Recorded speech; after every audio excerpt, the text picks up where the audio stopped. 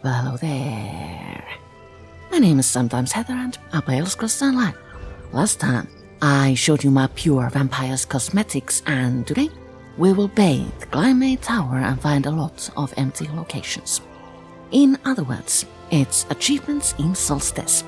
Let's get started from the So Clean in Sunport achievement, which helps us get squeaky clean.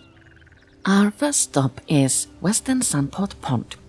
This we can find right inside the main gate. It's the square pond right here. If we make our way there and hop in, we can really show that pit who's boss. Our next bathing spot, Guild Trader's Pond, can be found right here, outside the Cathedral of the Three Queens. This pond is quite close to Guild Traders and the place where you get dailies. Hopping in will allow us to scrub that pit again. Our next stop, Pack Merchant Pond, is located on the other side of the plaza.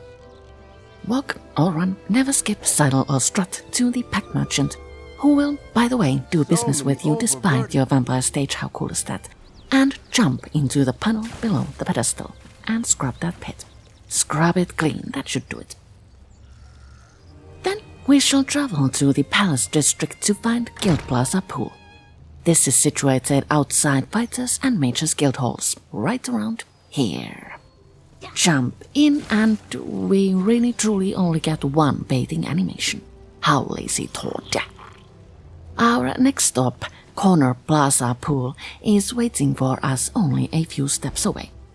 Crossing the plaza will allow us to hop on in to scrub that pit so clean. One more spot awaits us. Right next to the palace entrance we find the palace fountain. It's this tiny circle on the Sunport map. Hop on in, repeat the scrubbing of the pit, and the So Clean in Sunport achievement is unlocked. Yay! This gives us 10 achievement points and nothing else. Let's change into something more appropriate and venture out to join the Solstice Climbing Club.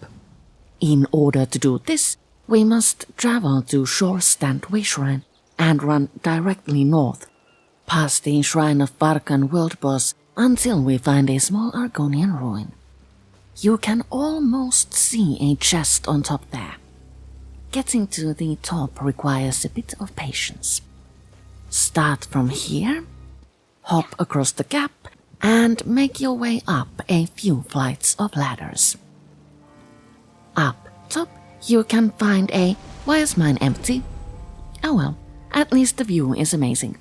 Reaching the top of this ruin unlocks the achievement, and you can always come back to see if that chest holds a treasure. Our last effort today is to drink with Sanguine. I have already completed the Sanguine's Delights achievement. I'm sorry. I was foolish and thought you could do this with all of your characters, but nay. This is an account-wide thing, so I'm sorry. I will show you the locations nonetheless, so you can unlock the achievement and claim the associated reward. First, we shall run to Sanguine's Islet to drink at Sanguine's Shrine. Approaching this location makes me so happy our mounts can now swim.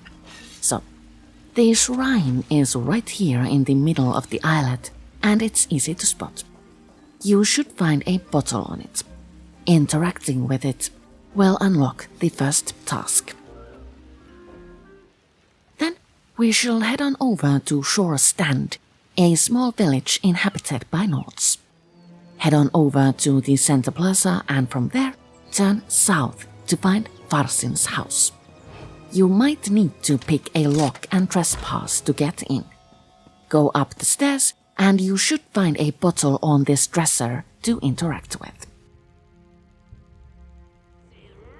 Then we must enter the Vale of Revelry, a delve in Southern Solstice. The bottle you'll need to find is located in the tents north of the delve boss. I think the huge statue of Sanguine is there to lead us astray. So the bottle you'll need to interact with is here, in this tent, between these two barrels. I'm almost certain of it. The next task is to drink within Coralania Manor. In order to do this, you will need to start the Ghost Hunter's quest. Head on over to the manor and you'll find Orbesh, the quest giver, south of the building. This quest is rather lengthy and has a very repetitive mechanic. You don't need to complete it at this point if you don't want to. Follow the quest until you are prompted to enter either Reanimatorium or Waiting Gardens. Go to the latter. Once the first obstacle is cleared, you can see a small table on your left. On top, there is a bottle for you to interact with.